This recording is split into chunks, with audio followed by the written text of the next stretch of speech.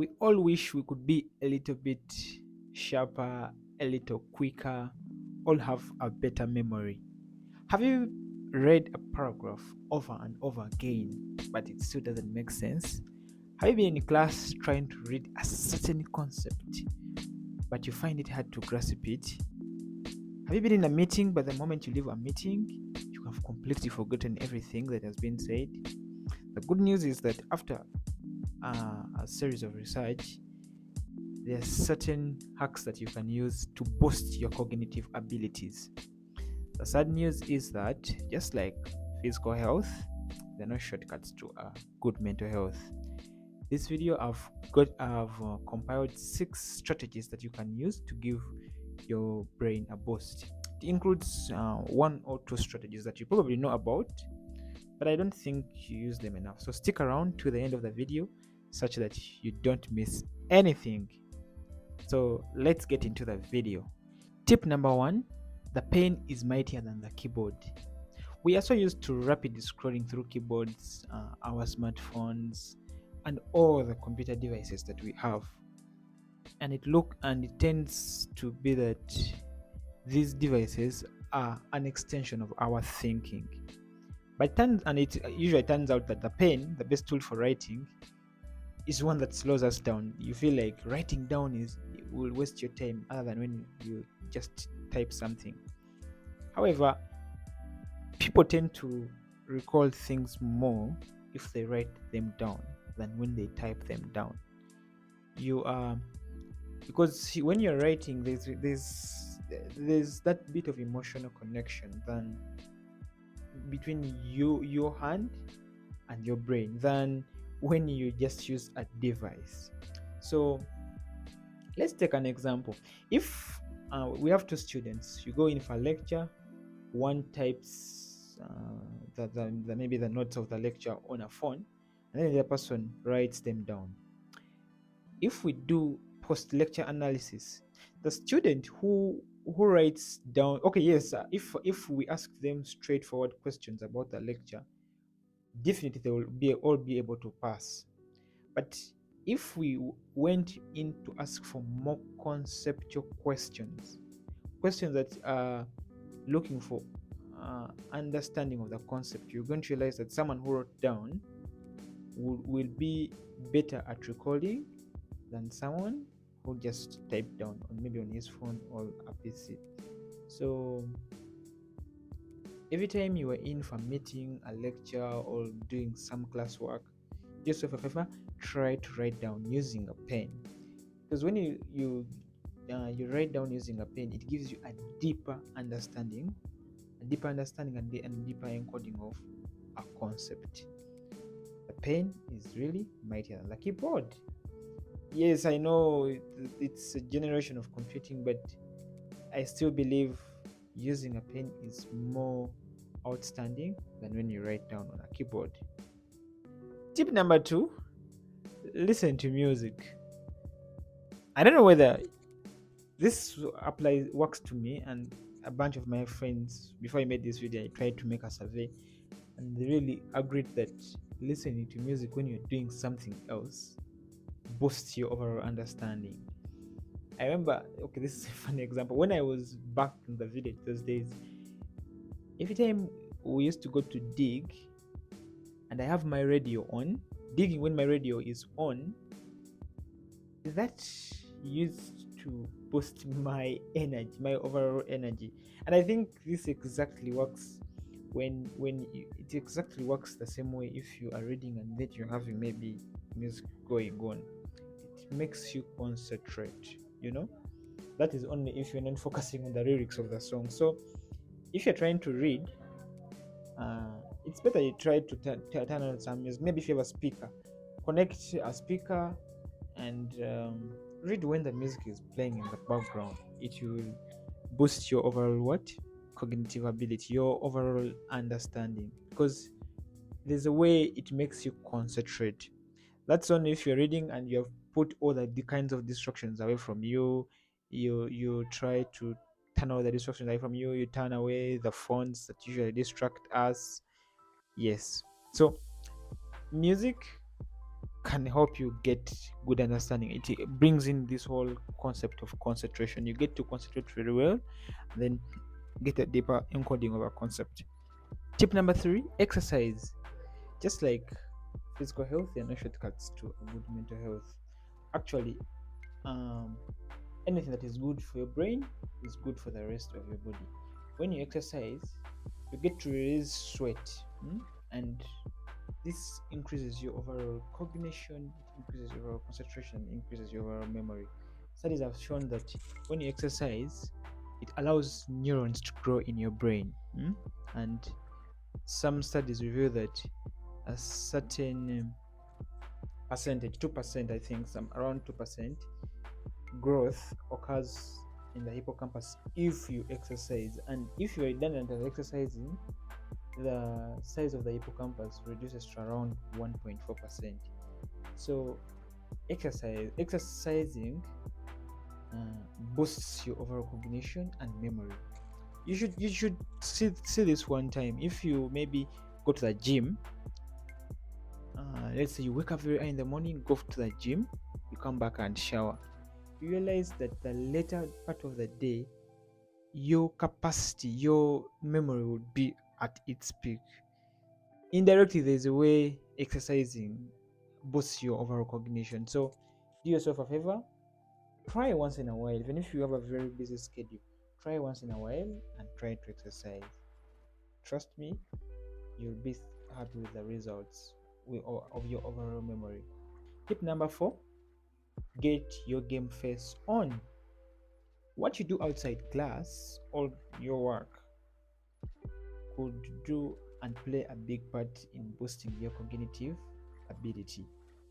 Studies have shown that people who play video games tend to have a very high cognitive ability, a very high memory. Why? It's because these games tend to put a series of tasks that you have to react to quickly and in a short period of time.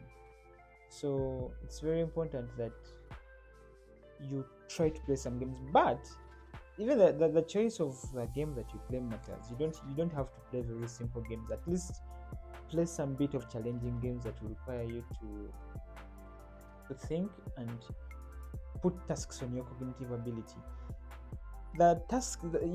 These games put a very huge task on the cognitive systems, and these tasks stimulate these systems to react and find a very quick response. So eventually, if these tasks are continuously presented to the cognitive systems, eventually the overall result is that these systems are boosted, the overall think capacity increases. Avoid shortcuts to games. For example, you are playing a game but you are maybe looking for solutions from somewhere else. You try to give it your own time and figure out things your own way. You avoid any form of shortcuts, because if you use shortcuts, then you're not helping yourself. You're literally just wasting time. I mean, you might be playing games for fun, but I can assure you, games are very, very, very, very interesting things to boost your cognitive ability. Even if it's not playing games, what you do outside work, the other challenges that you deal with. If maybe you are in a leadership position outside class, leadership also carries a lot of tasks. So your ability to solve those particular tasks that maybe the different people you're leading present with is a high score when it comes to boosting your cognitive systems. So it's very important that you try to do something outside class, because class, work, or anything, trying to do something outside helps boost your overall cognitive systems. So do yourself a favor today, try something outside class. You'll be happy with the results. So tip number 5: when in doubt, print out. When you compare digital devices and papers, you realize papers are far better when it comes to reading and writing. I personally would prefer hard copy notes as compared to soft copy notes when it comes to writing and reading. Some people definitely prefer soft copy notes, others prefer hard copy. Of course, with this advancing world, it's becoming inevitable not to use the devices and gadgets. But realize that when you are reading with a soft copy device, yes, you will understand something, but you don't deeply get it as compared when someone writes it down. I mean, it's not the same as compared to when someone is maybe writing down. When you're writing down, there's a way you deeply connect with something. And one of the biggest challenges that we have in this generation of these devices, especially because we have been exposed to social media applications, you're reading, but you're now jumping over through WhatsApp, through Facebook, through emails. So that the degree of concentration decreases. So I think it's important that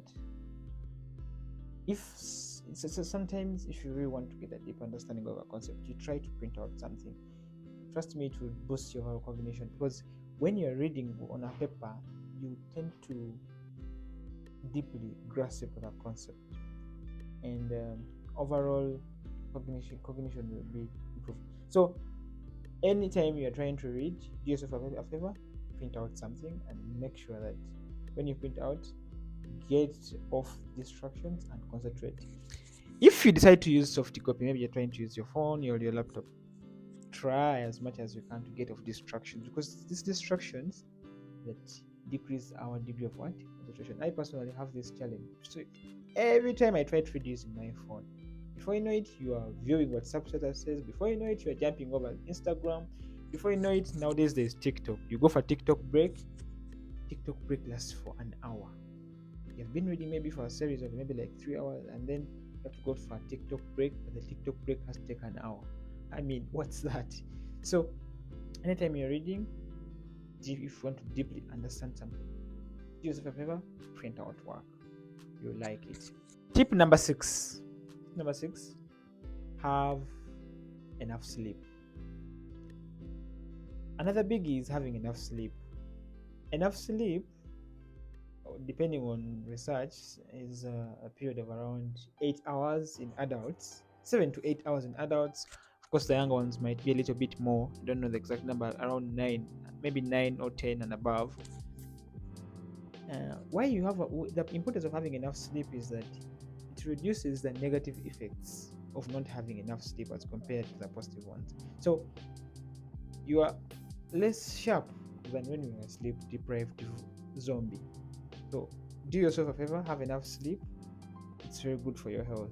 So give yourself time. However much you have a busy schedule, we have a lot of things to do, and have enough sleep, because when you give the brain time to rest, you help it grow. Like you give it more space for what? For understanding. So don't pile a lot of things at the same time in the brain. Give us the brain room to rest.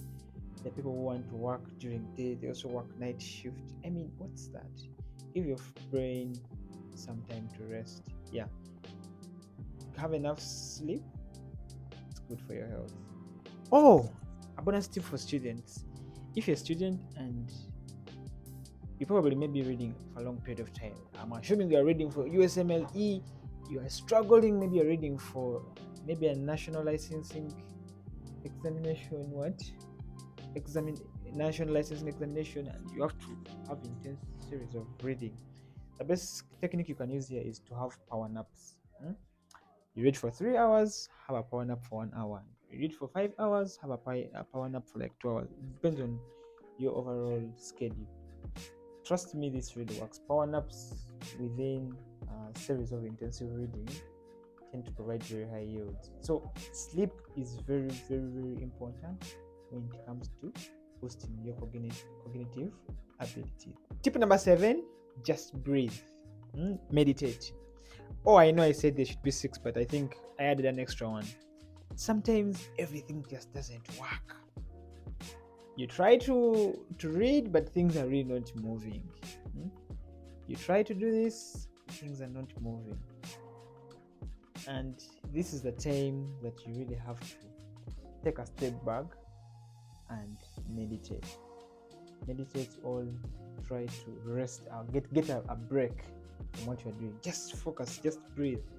And meditation, the importance of meditation is that meditation allows you to cool down and reduce the degree of anxiety and stress. So when you meditate, I think when you meditate, the cognitive systems relax and take back control of the whole process, and you release the panic.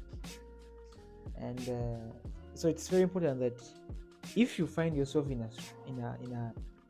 a moment where you cannot manage your stress, where you feel like you are so stressed, you are so anxious, you don't know what to do, that's a very exact moment when you have to take a step back and meditate and relax. If you find meditation hard, there are some applications that you can use to calm you down, like Headspace.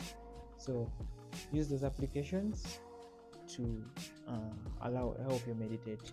So bonus tip for students is that avoid panicking. Sometimes you have a plan, maybe for a semester. Let's say you have a plan for your semester and things might not work out the way you want, but it's very important that you stick to a plan. When you stick to your plan, you avoid panicking. And once you avoid panicking, stick to your plan, avoid your panicking, and believe that it's going to work. Avoid panicking. Every time you try to panic, you just raise your anxiety and stress levels. So your overall effectiveness is going to be raised. So always stick to your plan. If you said, I have to read this topic X in this particular period of time, yes, stick to that. And the best way to do that is to avoid letting things pile up, all where you have to find that you have to do something that you had to do previously in a short period of time. If you made a plan, stick to the plan and things will always work out. My final thoughts: just like meditation and exercise, the key things are to challenge your brain in ways that make it stronger. The brain is a very powerful organ that learns and grows by building more connections. All you need to boost it is to give it the challenges, the right tools, and a little bit more practice. Provide all those to the brain, and it will increase its efficiency. I hope you liked the video, and if you liked the video, take a quick second, smash the subscribe button, turn on notifications so that you're always notified first every time I upload a video. Thank you for watching till the end, and I'll see you in the next video. See ya.